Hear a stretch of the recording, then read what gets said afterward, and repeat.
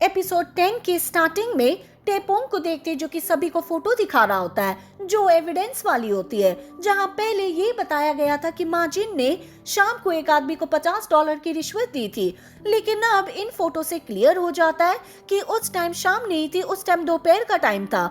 इन सब को देखते हुए माजिन को रिहा कर दिया जाता है, हालांकि इनको कुछ जुर्माना भरना पड़ता है। मी सियोन साथ में टेपोंग की वॉच को देती है और कहती है कि शॉप वाले ने इसे वापस कर दिया। अगले सीन में पुलिस वाला माजिन को लेकर आता है, ये तीनों मिलते हैं। माजिन बार बार इनको थैंक यू कह रहा होता है। मी सियोन टाइम को देखकर कहती है कि हमारे पास ज्यादा टाइम नहीं बचा है, 4 बजे हेलमेट को वहां से हटा दिया जाएगा।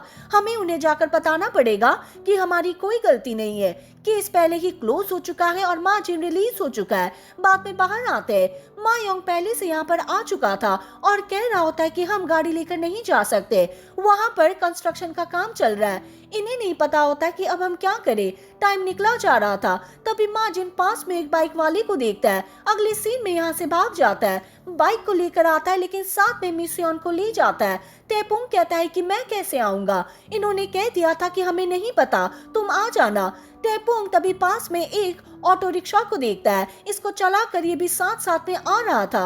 माजिन मी सियोन से बात करता है, कहता है कि मुझे माफ कर देना, मैंने पहले वो सब कह दिया था। लेकिन मी सियोन कहती है कि मुझे नहीं पता कि तुम क्या कह रहे हो, मुझे सुनाई नहीं दे रहा है। आगे चलकर हम देखते हैं कि इनकी बाइक खराब हो जाती है। मी सियोन देखते हैं कि टाइम बहुत ही कम बचा हुआ है। ये इसे कहती है मैं तो भाग कर जा रही हूँ, बाद में फुल स्पीड से भागने लगती है। इसी दौरान टेपोंग को देखते जो कि ऑटो रिक्शा लेकर वहां पर आ जाता है और माजिन को अपने साथ ले आया था। टेपोंग पूछता है कि मी सियोन कहाँ पर है, इसने बता दिया था कि वो भाग कर जा रही है। वहीं हम मी सियोन को भी देखते जो कि पोर्ट पर आ जाती है, अपने हेलमेट को देखती है जिनको उठाया जा रहा था, लेकिन इनके पास आती है ऐसा नहीं करने के लिए कहती है, लेकिन कोई भी इसकी बात नहीं मानता। तभी टेपोंग भी यहाँ पर आता और देखता है कि मी सियोन हेलमेट के ऊपर पड़ी हुई है और ऊपर से क्रेन आ रही है। ये अपनी ऑटो रिक्शा को फुल स्पीड से भगाता है, मी सियोन को प्रोटेक्ट करने के लिए इस क्रेन के नीचे आ जाता है। टेपोंग ऑटो रिक्शा से बाहर आकर क्रेन वाले को डॉक्यूमेंट दिखाता है जो कि ऑफिशियल रिलीज का होता है। क्रेन वाला भी इनकी बात मान लेता और बाद में कुछ नहीं करता। मी सियोन पोर्ट के अथॉरिटीज के पास आकर डॉक्यूमेंट को सबमिट करती है। लेडी इनके हेलमेट को यहाँ बेचने के लिए परमिशन देती है, लेकिन जब ये अपने हेलमेट के पास आते हैं तो देखते हैं कि इनमें से ज्यादातर हेलमेट टूट गए हैं। मी सियोन ये देखकर रोने लगती है। टेपोंग इसे कंसोल देता है। मी सियोन ने कह दिया था कि अब हम क्या करेंगे, हम फेल हो गए।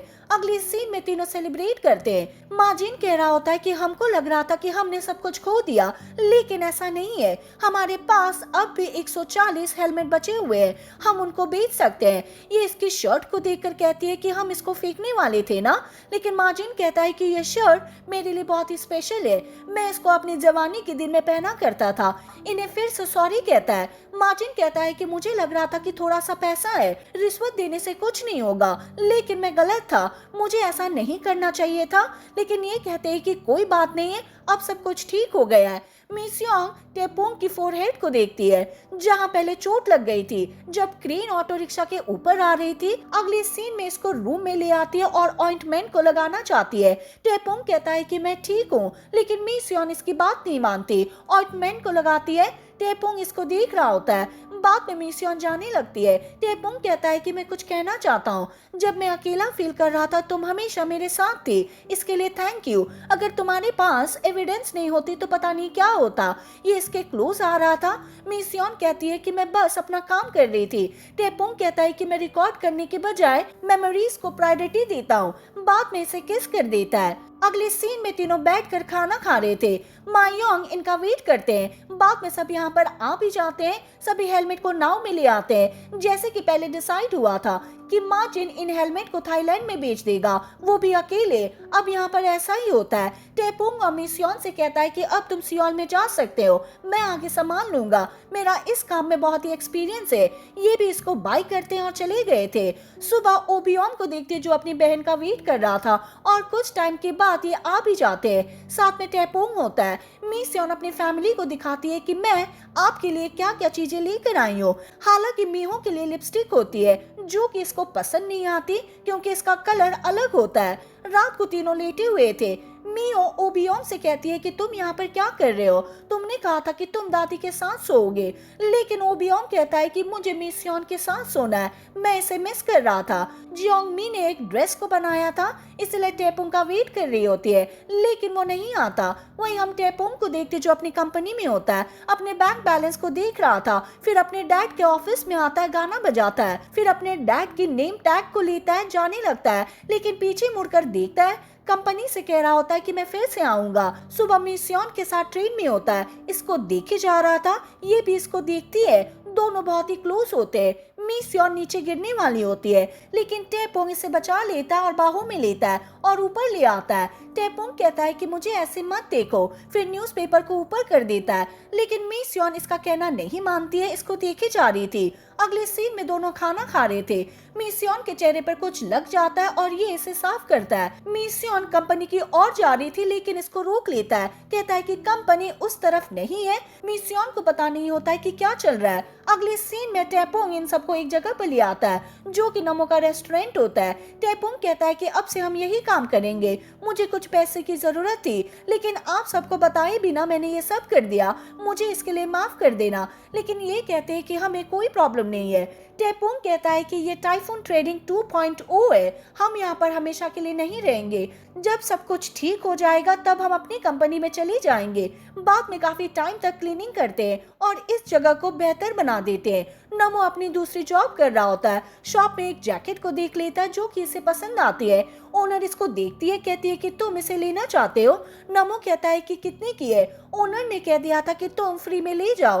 हालांकि ओनर इसको फ्री में इसीलिए दे रही है क्योंकि नमो इसी के लिए काम करता है। फिर अपने रेस्टोरेंट में आता है, इन सबको देखता है। टेपोंग से कहता है कि ये सब क्या है, मैंने कहा था कि तुम थोड़ी सी जगह ले लेना, लेकिन तुम आधी जगह ले गए, ये सब नहीं चलेगा। लेकिन टेपोंग कोई रिस्पॉन्स नहीं करता, हंस रहा होता है। ह्यूजुन के आदमी ने बताया कि टाइफून कंपनी बंद हो चुकी है।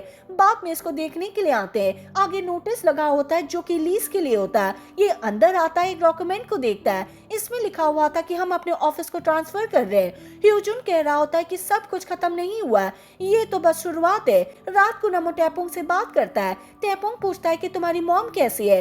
नमो बताता है कि उस कंपनी ने फ्रॉड किया, पैसा लेकर भाग गई।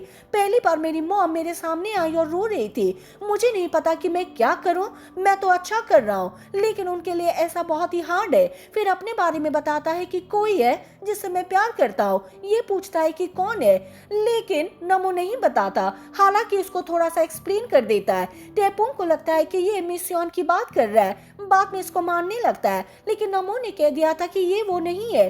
टेपोंग बताने लगता है कि मैं भी किसी को लाइक करता हूँ और ये वही है जिसका तुम जिक्र कर रहे थे, हमने किस भी किया था, लेकिन उसने कहा कि हम डेटिंग नहीं कर रहे। हम यहाँ पर ये सीन देखते भी है कि जब ये थाईलैंड में होते हैं तब टेपोंग ने इसके लिए क्या क्या किया था, इसको हर काम पर हेल्प कर रहा था। एक बार इससे पूछ लेती है कि तुम ये सब क्यों कर रहे हो।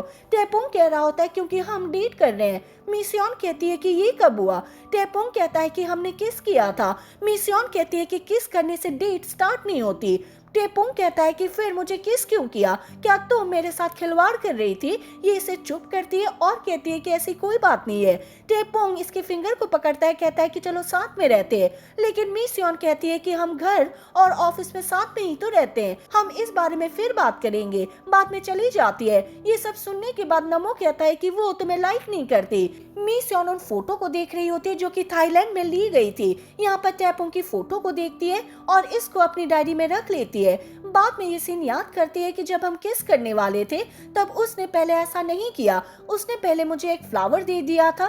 फिर ब्रेसलेट को देखकर इसकी सीन को याद करता है। नमो मियो से मिलने के लिए आता है। जियोंग मी कहती है कि टेपोंग कहाँ पर है।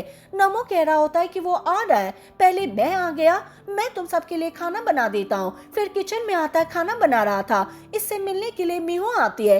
हालांकि पास में दादी होती है जो कि इन दोनों को देख रही थी और स्माइल करती है। मिहो साथ में ये सीन याद करती है कि मेरे पास आया था और बताया था कि मेरी मॉम के साथ क्या हुआ, अब मैं रेस्टोरेंट में काम नहीं कर सकता, मुझे नहीं लगता कि मैं तुम्हें डिजर्व करता हूँ। ये दूर हट जाता है, लेकिन मिहो इसके पास आती है और कहती है कि अगर तुम दुख को बांटना चाहते हो तो मुझे बता सकते हो। बाद में इसको हक करती है। नमो रोने लगता है। अगले सीन में पूरी फैमिली मिलकर खाना खाती है। बैको अपने ऑफिस में होता है और सियोन टेक के रिज्यूमे को देख रहा होता है। बाद में ये सीन याद करता है कि इन्होंने सियोन टेक को एक प्रपोजल दिया था, लेकिन वो इसे एक्सेप्ट नहीं करती। सियोन टेक अपने घर पर जा रही थी, लेकिन बैको इसको पकड़ता है। कह रहा होता है कि मेरा IOE कहाँ पर है, मेरा प्रॉमिस लेटर कहाँ पर गया। एपिसोड के लास्ट में टेपोंग 1989 की एक डायरी को देख रहा होता है और इसे पता चलता है कि इसका एक पेज गायब है और इस मंथ में अगस्त की डेट होती है जो कि गायब हो चुकी है। और इसी के साथ ये एपिसोड खत्म हो जाता है। हम मिलेंगे नेक्स्ट वीडियो के साथ। Thank you for watching.